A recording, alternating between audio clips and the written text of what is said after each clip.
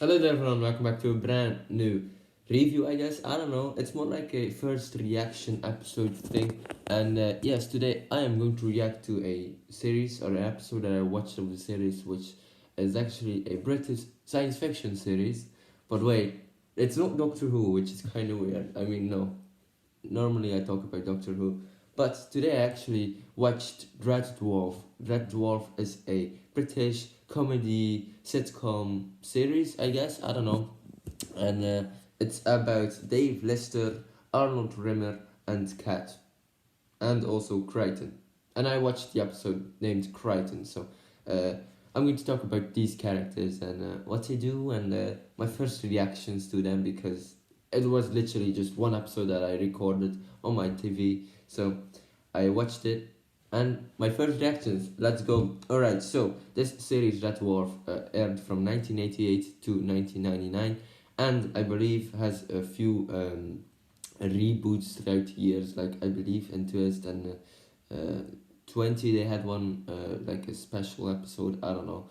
And yeah, it is pretty, there is a cult following. Same goes for Doctor Who, same goes for Star Wars, so people still love it, which is really cool.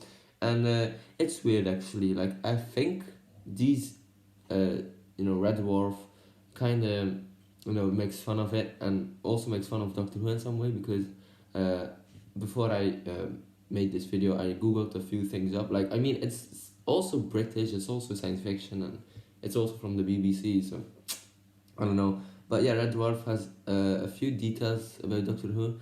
Red Dwarf is also a Easter egg in the Lego Dimensions games, or Lego Dimension game, which also has the character of Doctor Who inside of it. So yeah, I guess that's also very cool detail, right? So alright, let's talk about the characters, because why not? So in this series, it is actually set 3 million years into the future, where a normal technician called Dave Lister wakes up on the spaceship called Red Dwarf, which is a mining spaceship, I guess. So there we go. This guy, he's kind of like a snog, man. He wears like ripped jeans and I don't know, wears like biker vests and stuff like that. But he has a sweet and epic Liverpool accent, man. Oh my days. Since I watched the first episode, I was like, okay, so this is cool, this is nice. So a Liverpool accent, man. It is really different than the other British Liverpool, the other accents. Like Liverpool accent has a very strong, like, it is very strong, man. Same goes for Scottish accents, which they kind of sound similar, I guess. Liverpool also have like very hard pronunciations of words. Same goes for Scottish. So then I could have had it in the sleeping quarters, but you saw it. It took me by surprise.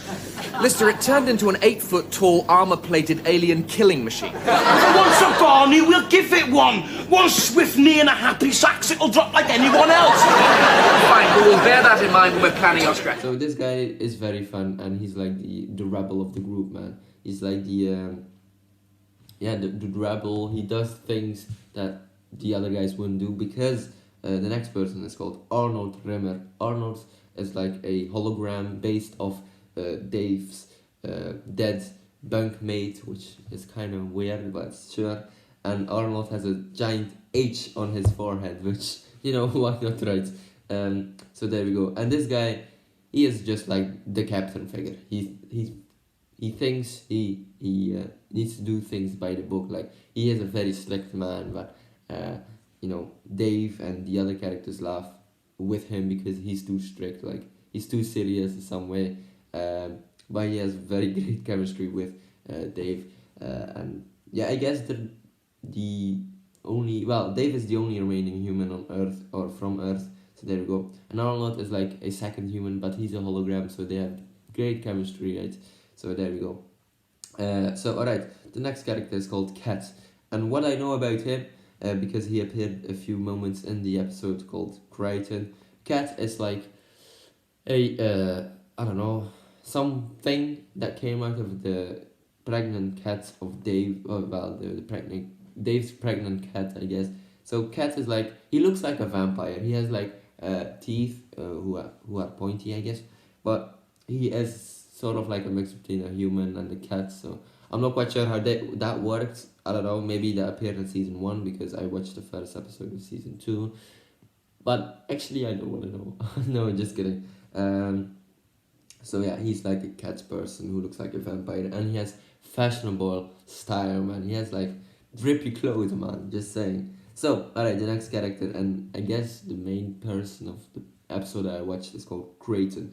So this is actually one of the most important episodes. So that's great, man. Hey, there we go. By accident, I watched one of the greatest Red Dwarf episodes, or one of the most important ones. So, Creighton is a android, which, there we go. He's a robot, I guess. And this guy is kind of like a mix between C-3PO or C-3PO and, I don't know, yeah, like just your ordinary robot persons who need to do stuff for other people. So I guess he's like a butler, man. He's like a butler. He looks like a butler, but there we go. So Crichton, he has a very weird shaped face. Obviously he's an android, so it's fun, I guess. So yeah, there we go. And yeah, the episode itself. So Crichton has he makes a transmission to the Red Dwarf team for someone to help him out. So there we go. And the Red Dwarf team go inside of his ship, and because they need to help him, they actually need to help out 3 girls, but they're dead. So they're like skeletons, which is like, it's funny but still kind of sad for like Dave Lister, which is the last human, right? He is like very hyped. He's like, okay, I'm gonna meet girls, man. Sheesh, alright, fun. And then he sees like skeletons, you know. It's great reaction when those like 3 characters, these Red Dwarf characters, or the persons from that ship, arrive on that ship where Crichton is, and they were like, oh damn, this is like, they're dead, man. So there we go. Yeah. Okay, my first reactions, to be honest, I think like it is a sitcom, right? So there are plenty of episodes about it. Like I believe, like they lasted for almost like 11 years. So yeah, I mean it's cool, and I believe they had like a break between like 1994 and 1997. I don't know. And you know, like I said, there are multiple like reboots, like a few specials that they made throughout the years.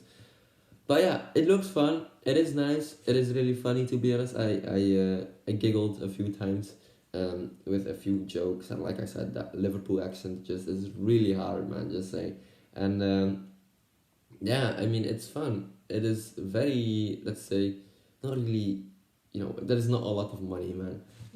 You could probably see that, but you know, with sitcoms, that's just the way it is. Like the meaning or the things you need to do for the sitcom is make a lot of episodes with the money you have been given, and you know, some things really look, you know, very I don't know, the ship looks like a hallway. They kind of made like gray areas, put on like a freaking machine on it, and boom, you have a hallway.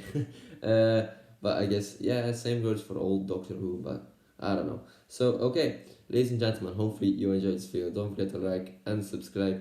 And yeah, I enjoyed it. I hope I can watch more episodes because it was really fun. So alright, ladies and gentlemen, I will see you later. Goodbye. Chronological age, mid-20s. Physical age, 47.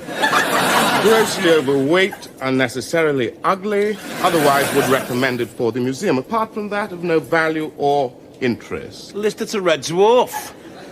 We have in our midst a complete smeg pot. Brains in the anal region. Chin absent, presumed missing. Genitalia, small and inoffensive. Of no value or interest. Thanks to Enlightenment, evidence of primitive humor. The human has knowledge of irony, satire, and imitation. With patient tuition, could maybe master simple tasks. Listed to Red Dwarf. Displays evidence of spoiling for a rumble. Seems unable to grasp simple threats. With careful pummeling, could possibly be sucking tomorrow's lunch through a straw.